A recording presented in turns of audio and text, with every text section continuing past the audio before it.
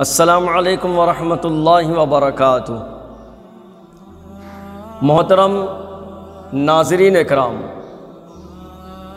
ایک اعرابی صحابی رضی اللہ تعالیٰ عنہ، اعرابی مطلب گاؤں والے، بدو جس کو کہا جاتا ہے، وہ اللہ کے رسول صلی اللہ علیہ وسلم کی خدمت میں حاضر ہوئے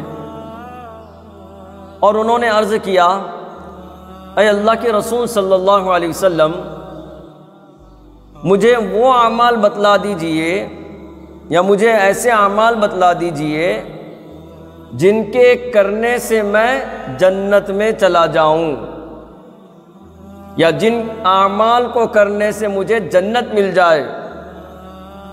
اللہ کے رسول صلی اللہ علیہ وآلہ وسلم نے ارشاد فرمایا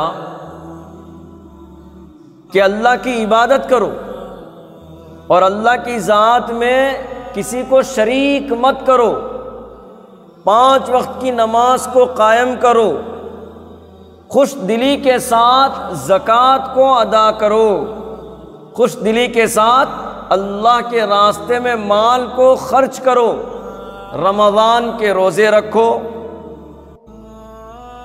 یہ اعمال اللہ کے رسول صلی اللہ علیہ وسلم نے اس اعرابی صحابی رضی اللہ تعالیٰ عنہ کو بتلائے، تو جب انہوں نے سنا تو کہا، قسم اس ذات کی جس کے قبضے میں میری جان ہے، میں ان اعمال میں کوئی کمی زیادتی نہ کروں گا،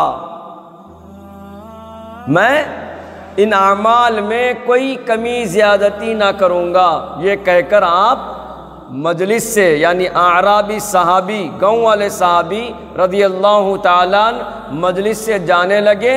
اللہ کے رسول صلی اللہ علیہ وآلہ وسلم صحابہ اکرام رضی اللہ تعالیٰ عنہم کے مجمع میں کہنے لگے کہ ہے کوئی شخص جو جنتی کو دیکھے اور اس کا دل خوش ہو جائے؟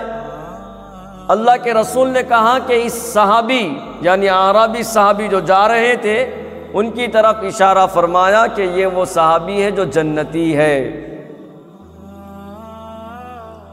تو میرے بھائی، اعمال کیا ہے آپ حضرات سن لیے۔ اللہ کی ذات میں کسی کو شریک نہیں کرنا، ایسی عبادت کرنا، 5 وقت کی نماز کو قائم کرنا، زکوٰۃ کو خوش دلی سے ادا کرنا، رمضان کے روزے رکھنا، یہ وہ اعمال ہیں جن کے کرنے سے اللہ جنت عنایت فرماتے ہیں۔ تو کریں گے نا سب انشاءاللہ؟